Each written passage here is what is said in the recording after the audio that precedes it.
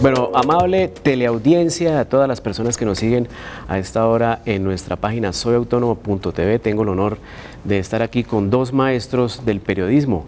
Son ellos Alberto Donadío y Daniel Samper Pisano. Bienvenidos a Bucaramanga y a la Universidad Autónoma de Bucaramanga. Muchas gracias. Gracias, Luis Fernando. Bueno, ambos son abogados, son periodistas y son escritores. Formaron parte de la unidad investigativa del periódico El Tiempo. Han sido columnistas también del periódico El Tiempo, del periódico El Espectador. Y quisiera arrancar con una afirmación que hizo un colega de ustedes que estuvo ahí mismo sentado hace un año, Gerardo Reyes, que lo conocen ustedes muy bien. Gerardo. Y dijo sobre el ejercicio del periodismo en Colombia que este tenía una deuda: desenmascarar los vínculos que los empresarios tuvieron con el paramilitarismo, que esa es una historia pendiente. ¿Cuál es su opinión frente a semejante afirmación? Y arranco con Alberto. Tiene toda la razón Gerardo, no porque sea nuestro amigo, colega y además primo hermano mío, sino porque pues, es una deuda que existe entre varias otras deudas que hay en el periodismo, de cosas que se vienen a saber muy tarde. Hace poco Silvia Camargo de la revista Semana hizo un trabajo muy bueno sobre salud mental, cómo los ataques del paramilitarismo habían afectado la salud mental en esas masacres de Córdoba en los años 90. Y uno ve los testimonios y lee los testimonios de esas familias y dice, pero ¿por qué no se conocieron en su momento? Porque estas personas salían de esos pueblos, iban a Montería refugiados, generalmente madres con una cantidad de hijos porque ya el marido se los habían matado, y estamos sabiendo eso muy tarde. Ese dolor de muchas familias pasó inadvertido en su momento. Daniel. Yo creo que más o menos, si no se conoce a fondo, por lo menos se sospecha de ciertas industrias, sobre todo vinculadas a la producción agrícola, ¿no?, que tuvieron mucho que ver con el paramilitarismo. Ciertos sectores de los criaderos de palma y del aceite de palma.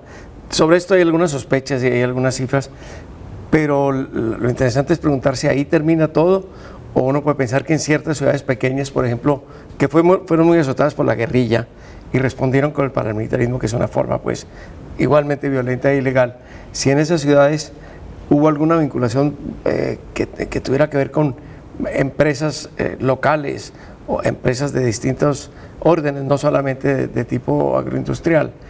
Entonces está por responder, y hay muchas cosas más por responder naturalmente, y no sé si llegamos por fin a la firma de la paz y al periodo que sigue a la firma, que es el más importante, que es la aclimatación de la paz, si habrá también la oportunidad de llegar a fondo en estas cosas, que sería no solo importante, sino indispensable. Las personas de mi edad recordamos las emblemáticas unidades de investigación de periódicos como El Tiempo, El Espectador, en el caso local Vanguardia Liberal, por allá en la década de los años 70 y 80 del siglo pasado.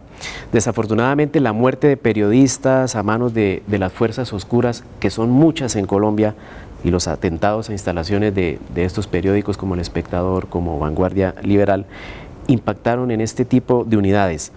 ¿Qué tanto ha cambiado ese ejercicio entre lo que ustedes hacían y lo que hoy se publica en los medios nacionales, Daniel?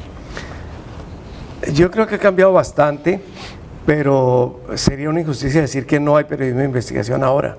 Hay muchas cosas que han salido a flote, muchos atropellos, muchas corrupciones que han salido a flote gracias a periodistas. Si se podía hacer una lista, empezando por ejemplo por el caso de Melgar, que es muy fácil de recordar, ¿no?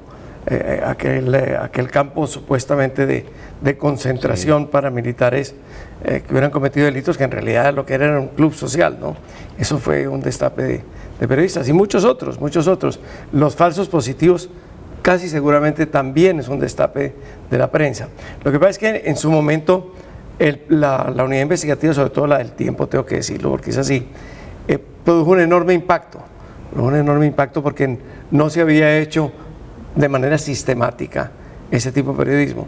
Después ya se hizo, y alguna vez un profesor escribió sobre el periodismo de investigación en Estados Unidos y llegó a la conclusión de que tenía alzas y bajas. Después de una época en que producía grandes sucesos, decaía, la gente le prestaba menos atención, pero luego volvió a subir. Se vio después de Watergate, ¿no? Cuando tumbaron a Nixon estos periodistas del Washington Post, vino una época llana, digamos, en que el periodismo no hizo grandes cosas y se habló de que había pasado la historia del periodismo de investigación.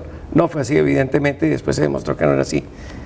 A nosotros nos pasó un poco lo mismo en Colombia, es decir, hubo una época de mucho auge del periodismo de investigación, seguida de un descenso que tiene que ver con muchas razones, entre otras porque la gente, a fuerza de ver corrupción, ya se siente anestesiada, digamos, y también porque de las amenazas, el hecho mismo de que los periódicos hayan perdido aparente independencia en su propiedad, por ejemplo, tiene que influir, y que finalmente el periodismo, sobre todo el periodismo de investigación, es un periodismo de prensa escrita, básicamente. Es difícil hacer periodismo de investigación donde hay cifras y todo esto en televisión y tampoco en radio. Entonces, el hecho de los golpes que ha sufrido la prensa escrita en los últimos 20 años o algo así, también la afectan. Económicamente hay menos dinero para hacer periodismo de investigación, que cuesta un poco de dinero, y digamos que el ambiente no está muy propicio para ello en cuanto a la prensa. Ahora está maduro porque no es sino salir y encontrar toda clase de corrupciones, lo cual nos hace ver que hay que ser un poco escéptico respecto al poder que puede tener la prensa de denunciar todo ello, ¿no? Alberto, y por ejemplo en el caso local, Vanguardia Liberal, del cual usted formó parte de esa unidad investigativa. Sí, eran otros tiempos. En esa época, pues, fuera de Bogotá, estaba lo que hacía aquí Silvia con estudiantes de la UNAV, y lo que hacía en Barranquilla Mauricio Vargas. Pero eran otros tiempos, ¿no? Hoy muchos periodistas siguen haciendo investigaciones muy importantes, Coronel y las que ha destapado Semana sobre temas de militares y con gran riesgo, y luego hay periodistas sueltos que denuncian cosas como Gonzalo Guillén, lo que hace María Teresa Ronderos en el portal de Verdad Abierta, que es paramilitarismo, pues eso también es investigación. Entonces, pese a los riesgos y a los peligros, se siguen destapando muchas cosas.